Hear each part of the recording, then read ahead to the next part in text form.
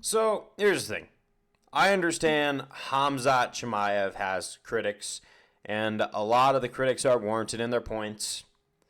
He burst onto the scene, and he was the dude. He picked up fight left and right, and he didn't just talk the talk, he walked the walk.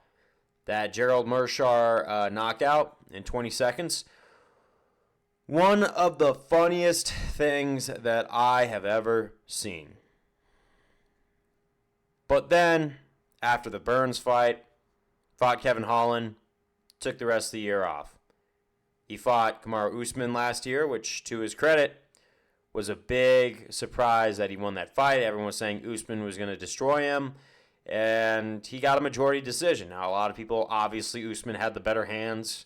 When he's fighting at the championship caliber, his wrestling gets things done, but his hands don't. So, obviously, he needs to work on his striking. Now, there's footage out there of him hurting Alexander Gustafsson during training, but Gustafsson is a little bit on the older side, and Khamzat's just, Khamzat's good. He's not a slouch, and definitely he is a force to be reckoned with when you get near the top. In that Usman fight, I was really impressed by what he did. He beat Usman at his own game. Usman's a wrestler at heart, and he out-wrestled Usman a lot.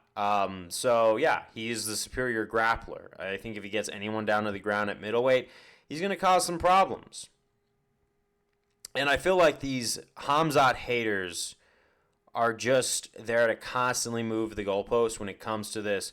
Oh, he hasn't fought anybody at middleweight, which is true. He really hasn't fought any of the top guys at middleweight. Did he fight Usman at middleweight? Yes, he did. But Usman was the welterweight champion, and he was the dominant welterweight champion. Now, everyone before that fight, from what I heard, was saying Usman was going to destroy Khamzat and crush the hype train, and then guess what? Khamzat ended up winning. He's still undefeated, and now they're just like, oh, well, he hasn't fought any of the top middleweight contenders. Yes, that is very true. Do I think that if he picks the right one, he gets it done? Yes. I think if he picks the wrong one, as people think, he can possibly get it done too. Because right now he's facing down Robert Whittaker, and Robert Whittaker is definitely a nightmare matchup for Khamzat. And you have to give Khamzat credit that he has waited and given them a fight that they want to watch. He is not picking an easy fight. Robert Whittaker is an even bigger threat on the feet. He's got some pretty solid takedown defense, so if Khamzat can't get him down, he's going to be in for a very long night of trouble. Okay? So, but that's like the thing is these Khamzat haters, if Khamzat loses to Robert Whittaker, they're going to say, see, we told you so, even though they were telling us so after the Kevin Holland fight when we were waiting for the Usman fight. But everyone thought that Khamzat was making a mistake when he faced down Usman.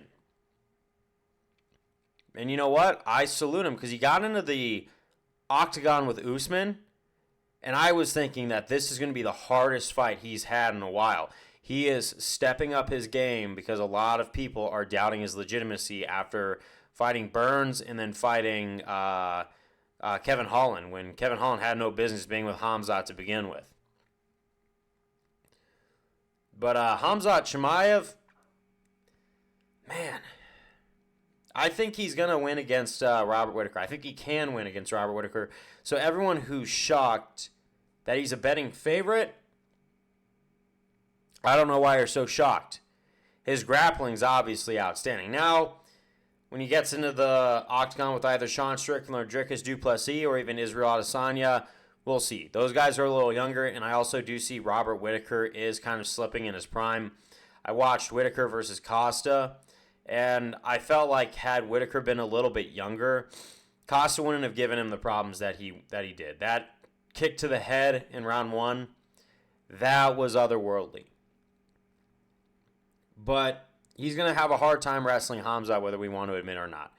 If it was a straight-up striking match, I would say that, yeah, Khamzat would lose to Robert Whittaker 100%, but it's MMA. Nobody is going to, no one's really going to know until we close the door.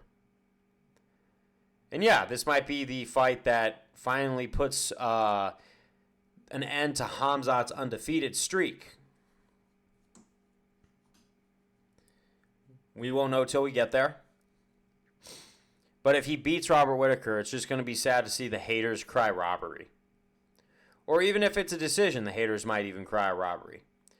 Even if it's a finish, they're probably going to say there's some technicality that let Khamzat in. Like, oh, well, Robert Whittaker is past his prime, which he kind of is starting to get there. I'm seeing the wheels come off.